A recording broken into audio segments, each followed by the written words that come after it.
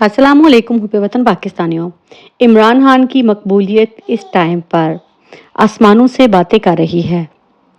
Adiala jail में cycle चलाने वाला कैदी 804 इस टाइम पर इस हद तक मकबूल हो चुका है कि नवाज शरीफ को बार बार सर्वे करवाने पड़ रहे हैं। लाहौर की तकरीबन 14 सीटों में से 11 सीटों पर दूर दूर तक नवाज शरीफ के कोई चांस नहीं।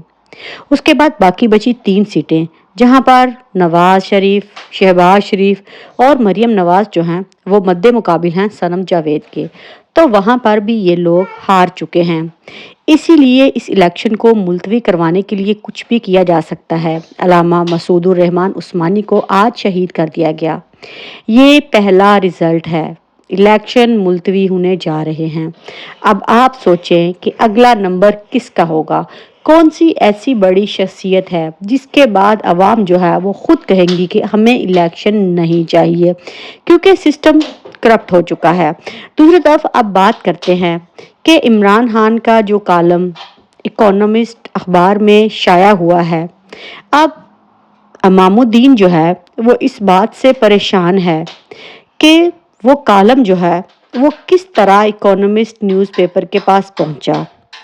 असल में इदारों के अंदर से बहुत से लोग इमरान खान की हमायत करते हैं और वो लोग ये चाहते हैं कि इमरान खान ही पाकिस्तान के प्राइम मिनिस्टर बने, क्योंकि जिस तरह नवाज शरीफ शहबाज और मरियम शहबाज को इस्टेब्लिशमेंट आगे लेकर आई है, अदारों के अंदर जो है बहुत ज़्यादा नफरत और बुग़्ज़ पाया जाता है।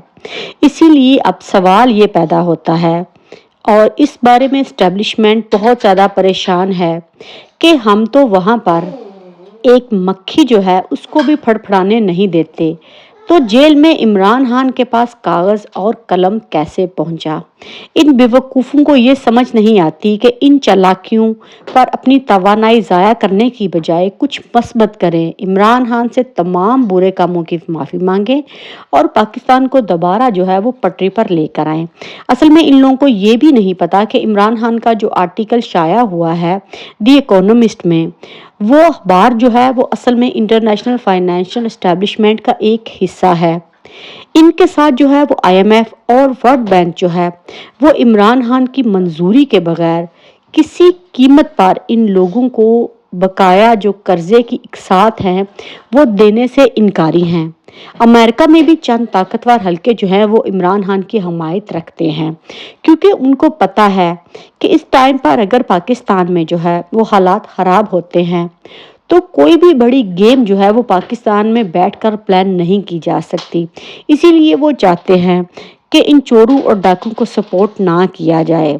लेकिन कुछ अनासर जो हैं वो अभी भी इस बात पर बज़िद हैं कि हमने हर कीमत पर इमरान खान जो है उसको ख़त्म करके हमने फिर ही इलेक्शन करवाने हैं। इसीलिए सेनेट में जो ये करारदाद पेश की गई है उसका एक ही मकसद है, क्योंकि आज आपने देखा कि ट्रिब्यूनल के सामने इमरान खान के काफ़ी उम्मीदवारों की जो हैं वो फिर से कागजात नामजदगी जो हैं उनको एक्सेप्टेंस मिल चुकी है। इसीलिए लोग डर चुके हैं और भागे भागे सेनेट में आए और ये लोग चाहते हैं सेनेट से जो है वो करारदाद पेश करवा के जो है वो नून लीग इसमें मुलव्वस है, क्योंकि नवाज शरीफ को हर डील के बावजूद नज़र आ रहा है कि शिकस्त उसके माथे पर लिखी है।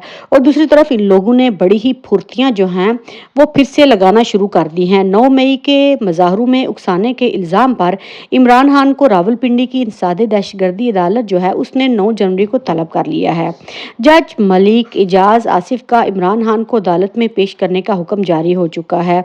इमरान खान को इस केस में जो है वो मरकजी मुलज़म के तौर पर शामिल किया जाएगा। और दूसरी तरफ खबरें ये भी हैं कि इमरान खान पर एक और मुकदमा बनाने की तैयारियां शुरू हो चुकी हैं। जो इलेक्शन कमीशन अरकान को आर्टिकल 6 की धमकी देने का इल्ज़ाम जो है वो भी इमरान खान पर लगाया जाएगा। तो मुझे वतन पाकिस्तानियों, ये ऐसे अवाम को जो है वो बेवकूफ़ बना रहे हैं।